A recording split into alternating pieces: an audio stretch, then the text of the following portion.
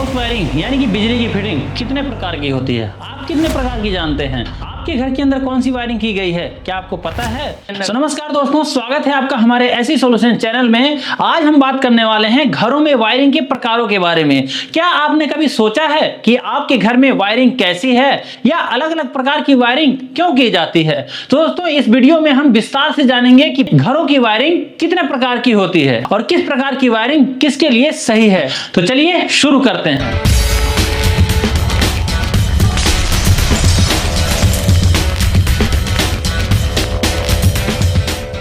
तो भाई, वायरिंग चाहे आप बंगले की करने जा रहे हैं या छोटे से घर की, किसी मॉल की करने जा रहे हैं या किसी फ्लैट की या किसी फैक्ट्री की, इन सब में दोस्तों जो वायरिंग होती है कुल मिलाकर के 6 प्रकार की वायरिंग की जाती है। इनमें से इनके क्या क्या नाम है दोस्तों? सबसे पहला जो आम है उसको तो दोस्तों सरफेस वायरिंग कहते हैं, जो सबसे पहले मतलब किया जाता था। और दूसरे नंबर पे दोस्तों आती है कंड्यूट वायरिंग, और तीसरे नंबर पे दोस्तों आती है बैटन वायरिंग, और चौथे नंबर पर पीवीसी वायरिंग आती है, और पांचवें नंबर पे दोस्तों रिंग मेन वायरिंग सिस्टम, और छठे नंबर पर जो अंतिम में आती है दोस्तों, जो सबसे जरूरी है आपको जानना, वो है दोस्तों स्टार वायरिंग सिस्टम। तो इस प्रकार से दोस्तों ये 6 प्रकार की वायरिंग होती है जो हमारे घर, मॉल, फैक्ट्री वगैरह में की जाती है। अब इनको चलिए विस्तार से जानते हैं कि आखिर इनके क्या फायदे और क्या नुकसान है।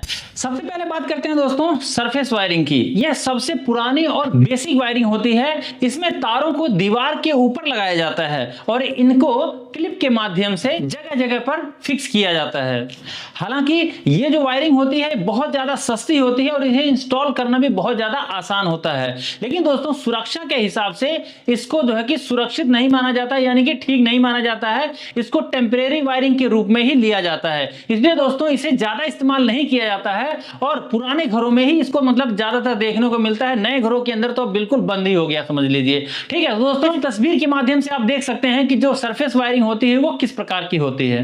अब दोस्तों बात करते हैं कंड्यूट वायरिंग की, जो आजकल की आधुनिक वायरिंग का हिस्सा है। इसमें तारों को लोहे या प्लास्टिक की पाइप, जिसे कंड्यूट कहते हैं, उसके अंदर से ले जाया जाता है।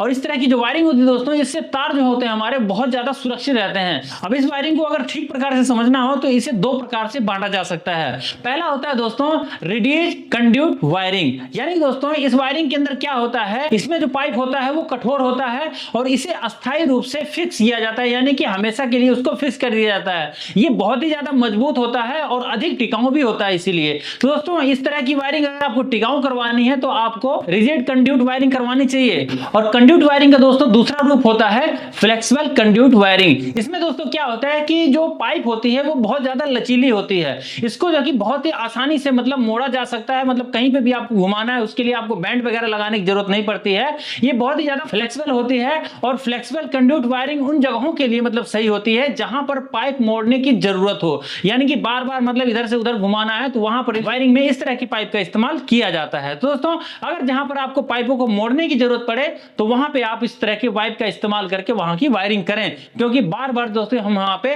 बैंड नहीं लगा सकते और कई जगहों पे दोस्तों बैंड लगता भी नहीं है अगर हम हार्ड पाइप लगा करके उसकी वायरिंग करते हैं। तो दोस्तों अब बात करते हैं बैटन वायरिंग की। ये थोड़ा पुराना तरीका है, लेकिन कुछ जगहों पर आज भी बहुत ज्यादा मात्रा में मतलब उपयोग होता है। जैसे कि हमें ऊपर से प्लास्टर होने के बाद में वायरिंग किया जाता है, तो दोस्तों इसमें क्या होता है कि बहुत ज्यादा फ्लेक्सिबिलिटी नहीं होती है, लेकिन आजकल इसकी सुरक्षा को ध्यान में रखते हुए इसका इस्तेमाल भी थोड़ा सा कम ही किया जाता है, बहुत ज्यादा इसके इस्तेमाल नहीं किया जाता है। अब ये वायरिंग किस प्रकार की होती है, कैसी दिखती है दोस्तों, तो आप इस तस्वीर के अंदर इसको आप देख सकते हैं कि किस प्रकार से वायरिंग की गई है। चौथे नंबर पर बात करते हैं दोस्तों पीवीसी कंड्यूट वायरिंग की, जो कि दोस्तों आजकल सबसे ज्यादा पसंद की जाती है। इसमें क्या होता है कि पीवीसी पाइप का उपयोग किया जाता है और ये जो पाइप होते हैं दोस्तों ये हल्के, सस्ते और टिकाऊ होते हैं, यानी कि दोस्तों हल्के भी होते हैं, ये सस्ते भी होते हैं और ये टिकाऊ भी होते हैं और इनमें जंग भी कभी नहीं लगता क्योंकि ये पीवीसी के होते हैं। अब ये जो वायरिंग होती है दोस्तों बहुत ही ज्यादा सुरक्षित मानी जाती है और अधिकतर कई इमारतों में इसका उपयोग भी किया जाता है।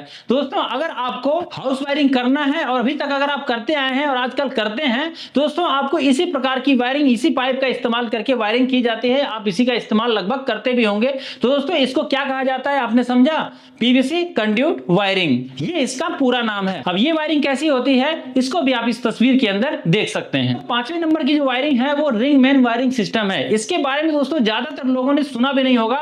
हाँ, बहुत बड़े बड़े मॉलों के अंदर, बड़े बड़े घरों के अंदर जो मतलब वायरिंग करते हैं उनको हो सकता है इसके बारे में पता हो। बाकी दोस्तों छोटे दुकानदारों को मतलब इसका नाम भी नहीं मालूम होगा कि मतलब ये किस प्रकार की वायरिंग है। दोस्तों रिंग मेन वायरिंग सिस्टम, इसमें क्या होता है कि सर्किट का आखिरी पॉइंट सबसे पहले वाले पॉइंट से आकर के जुड़ जाता है। इसमें मतलब एक रिंग बन जाती है। इसका जो फायदा होता है दोस्तों ये होता है कि ओवरलोडिंग से मतलब ये बचाता है। और यदि किसी भी एक पॉइंट पर माने कि इधर से जो तार जा रही है और उधर से आ रही है, तो इधर वाली तार बीच में से कहीं फूक गई तो मतलब उधर वाली तार जो कि आपको दोस्तों यहां तक करंट दे देगी। तो दोस्तों इससे क्या होता है कि ओवरलोडिंग के अंदर भी मतलब फायदा होता है, दोनों तरफ से करंट मिलने लग जाता है। और दोस्तों कभी फॉल्ट अगर पड़ता है तो पूरी की पूरी लाइटें नहीं बंद होती हैं, केवल उतनी ही लाइट बंद होगी। यानी कि अगर आधे पर से लाइट कट जाती है, तार फॉल्ट हो जाता है, तो दोस्तों वहां पे केवल आधे साइड की जो कि लाइटें बंद होगी, बाकी एक तरफ की जलती रहेगी, जिससे पता चल जाएगा कि फॉल्ट कहां पे है। तो दोस्तों फॉल्ट का भी पता चल जाता है और हमारी लाइटों के ऊपर मतलब बहुत ज्यादा लोड भी नहीं पड़ने पाता है। तो ये फायदा होता है दोस्तों रिंग मेन वायरिंग सिस्टम से। तो दोस्तों इस प्रकार की वायरिंग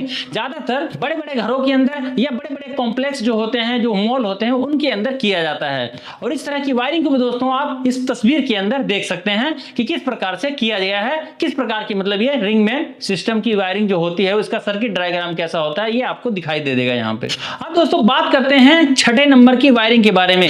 ये वायरिंग दोस्तों स्टार वायरिंग सिस्टम है। इसमें क्या होता है कि सभी उपकरण मुख्य पैनल से सीधे आकर के जुड़ जाते हैं। यानी कि दोस्तों जितने भी आपके घर के मतलब फैक्ट्री के अंदर या घर के अंदर जितने प्रोडक्ट हैं वो सब के सब मेन एमसीबी जहां पे होगी वहां पर पैनल बना हुआ होता है बड़ा सा, उसके अंदर आकर के सबके जो वायरें आ जाती हैं, जिससे कि क्या होता है कि कभी भी कोई भी फॉल्ट पड़ता है तो केवल वही प्रोडक्ट बंद होता है, बाकी के सब चलते ही रहते हैं। इसमें दोस्तों क्या होता है कि इसके मतलब वायरिंग करवाने में बहुत ज्यादा खर्चा आता है, क्योंकि आम मतलब वायरिंग के मुकाबले ये जो वायरिंग होती है बहुत ज्यादा महंगी होती है। लेकिन दोस्तों इससे ओवरलोड और शॉर्ट सर्किट की जो संभावना होती है वो बहुत ज्यादा कम हो जाती है। इसलिए इसको बड़ी इमारतों में अक्सर इस्तेमाल किया जाता है। बड़े मॉल के अंदर जैसे बड़ी बड़ी मशीनें जो होती हैं उनके लिए भी इस्तेमाल किया जाता है कि हर अलग अलग मशीन के लिए, हर अलग अलग प्रोडक्ट के लिए इस तरह की वायरिंग करके वहां पे मतलब प्रोडक्टों को चलाया जाता है, जिससे कि वहां पे जल्दी से फॉल्ट ना आ सके। दोस्तों ये थे हमारे भारत में घरों में इस्तेमाल होने वाले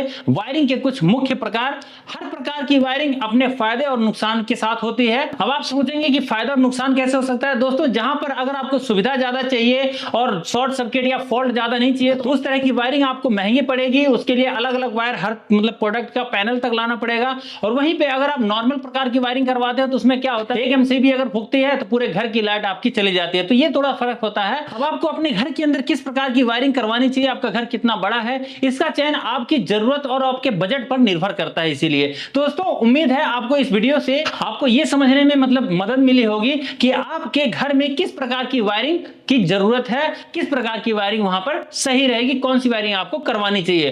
दोस्तों यदि आपको हमारी ये वीडियो पसंद आई हो तो लाइक कीजिएगा और हमारे वीडियो को शेयर भी कर दीजिएगा। जिसको आप समझते हैं कि इसको जरूरत है, इसको हाउस वायरिंग के बारे में जानकारी होनी चाहिए, दोस्तों आप उसको आप शेयर भी कर सकते हैं। और अगर हमारे चैनल पर आप पहली बार आए हैं तो हमारे ऐसी सॉल्यूशन चैनल को आप सब्सक्राइब भी कर सकते हैं, जिससे हमारी आने वाली वीडियो आपको आगे तक मिलते रहे। दोस्तों बहुत बहुत धन्यवाद हमारी वीडियो को देखने के लिए। मिलते हैं आपसे अगली वीडियो के अंदर, तब तक के लिए नमस्कार, जय श्री राम।